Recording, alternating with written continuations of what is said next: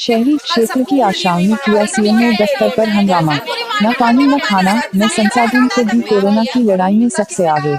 Bareilly oven health centre पर कार्यरत शहरी आशाओं ने अपनी मांगें और सुविधाओं को लेकर सीएमओ दफ्तर पर हंगामा किया और सीएमओ डॉक्टर विनीत कुमार शुक्ला से मुलाकात कर अपनी समस्याओं के संबंध में निराकरण की मांग की। आशाओं का कहना है कि क्षेत्र में उनको घर घर जाकर कोरोना वायरस संक्रमण का सर्वे कराया जा रहा है, लेकिन इस खतरनाक काम और जानलेवा बीमारी से लड़ने के लिए हमारे पास कोई संसाधन नहीं है। आशाएं का कहना है कि क्षेत्र में न पानी की व्यवस्था, न खाने की व्यवस्था और न ही आने जाने की कोई सुविधा दी जा रही है। इंचार्ज हमको रोज सेंटर पर बुलाते, हम लोग पैदल ही जाते और रिपोर्ट जमा करते हैं। रिपोर्ट वो व्हाट्सएप पर भी मंगवा सकते हैं। लॉकडाउन के कारण ऑटो, टेम्पो, रिक्शा नहीं चल रहे, ऐसे में हम की पैदल ही जाना होता है। आशाओं ने कहा कि उनको अपने अधिकारी द्वारा अपमानित किया जाता है और जरूरत से ज्यादा काम लिया जाता है। उन्होंने कोरोना का मानदेय जो सरकार ने घोषणा के है दिलवाने की मांग की है। 4 आशाएं का एक शिष्टमंडल सीएमओ डॉक्टर विनीत कुमार शुक्ला से मिला और समस्याएं बताई। डॉक्टर शुक्ला ने कहा शासन के निर्देश पर ही उनको मानदेय और जो भी सुविधाएं होंगी दी जाएंगी। सीएमओ दफ्तर पर काफी देर तक हंगामा होता रहा। सब हम आप लोगों की सैलरी वगैरह के बारे में जो भी है, कोई भी सैलरी नहीं काटी जाएगी और आप लोगों का जो भी बनता है वो आपको दिया जाएगा, मानदेय दिया जाएगा।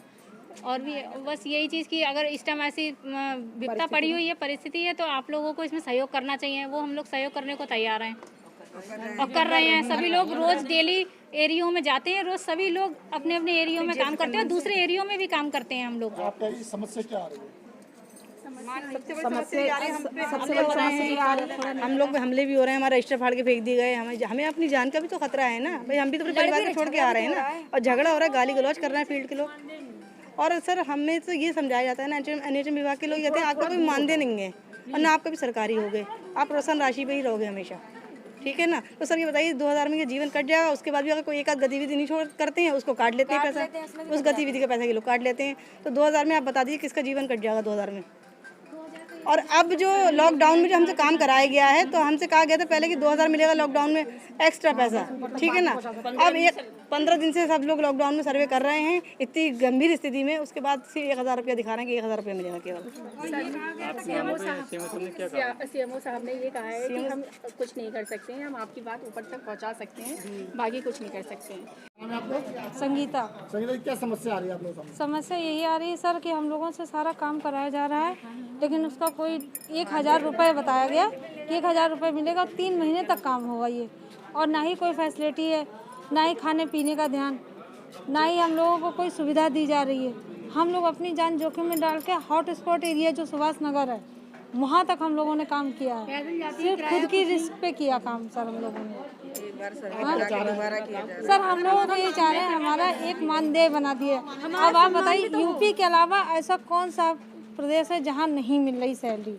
या आप उत्तरांचल देख लीजिए, हरियाणा देख लीजिए, दिल्ली देख लीजिए, हर जगह की आशा को हम लोग ना कोई मनरेगा वाले मजदूर ना कोई मान सम्मान है नहीं हर जगह। और ये धमकी दी जाती है अगर काम नहीं करोगे तो निकाल के फेंक देंगे, जाओ निकाल के फेंक देंगे, तुम हटो, तुम्हारे पीछे 10 खड़ी, ये धमकी दी जाती है। सर स्टाफ है, आता है ऊपर से ये लोग कहते रहते हैं।